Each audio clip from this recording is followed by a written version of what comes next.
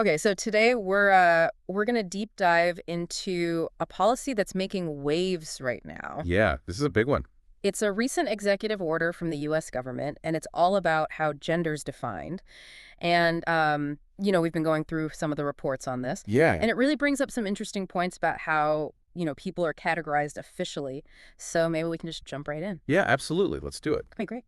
So basically, the core of this executive order, Hmm. it declares that the U.S. government will officially recognize only two genders, Okay. male and female. Okay. And the determination is tied to something very specific, the biological sex assigned at birth.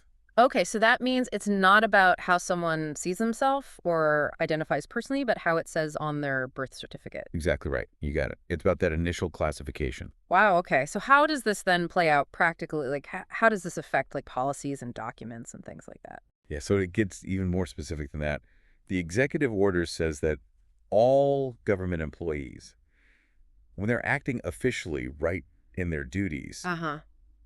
they have to use the term sex, not gender, Oh, in really? everything. So Yeah. in their policies, in their data collection, and in all formal documentation. So that has a big impact on something many people interact with directly, Oh, yeah. like passports.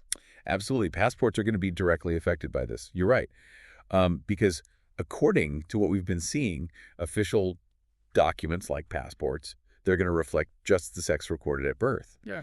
And the order uses really specific language here. It talks about individual immutable biological classification. Okay. So it's really emphasizing that idea of like, you're either male or female from the start, and that's that. Yeah, and that's bound to create some reactions. Oh, definitely. Yeah.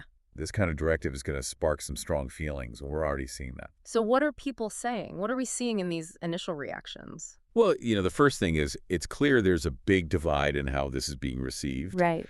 You've got LGBT campaigners, and they're voicing some pretty serious concerns. Okay. They're worried this could really hurt their work and how people understand gender identity, Yeah. even internationally, potentially. Wow. Like, their worry is that this is going to really narrow how we recognize and deal with these issues. So they're saying it's a step back from, the progress that's been made towards including diverse gender identity. Yeah, that's a huge part of it. They're worried about, the message this sends and how it might affect how transgender and LGBT issues are handled around the world. So basically like a ripple effect. Right, exactly. Hmm. And then you've got the opposite reaction from conservative groups. We're seeing reports that they're actually in favor of this. And what's their logic there? What are they saying?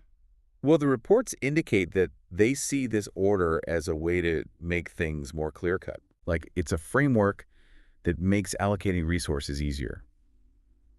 And they tend to argue that focusing on biological sex is just more objective, Okay. more practical, for making policies and figuring out how resources should be shared. It's like a very practical approach. Yeah, they see it as a practical way to handle these complex issues. So, from your perspective, what's the big takeaway here? Well, I think the biggest thing that jumps out at me is that it really shows how differently people understand sex and gender. Right. I mean, this order makes it clear that the government's definition is all about biology at birth. Uh-huh. And that has real-world consequences, right? Totally. For how policies are written, how people are identified officially.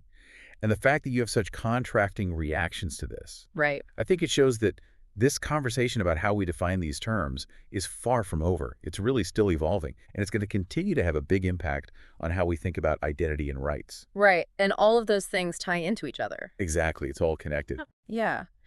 So just to kind of recap for everyone listening, so this executive order in the U.S. is basically saying that the government's going to define gender based on biological sex assigned at birth, male or female. Mm. And this is going to change how government employees talk about gender in their work. Right. And it's going to directly affect official documents like passports. And we're already seeing people reacting to this in different ways. LGBT campaigners are concerned about how this might play out on a global scale. Absolutely. And conservative groups are saying this is a good thing because it provides clarity. Yeah, I think that sums it up really well. It's a really complex situation with a lot of different perspectives and potential implications. Yeah, so here's something to consider as we sort of wrap this up. We live in a world where everyone's connected now more than ever. Right. So how do you think these different definitions of sex and gender in different countries are going to affect each other? Like, what happens when you have these different approaches bumping up against each other? That's a really great question. Yeah, it's going to be interesting to see how this all plays out. Definitely. Okay, well, that's it for our deep dive today. Thanks for listening. Thanks for having me.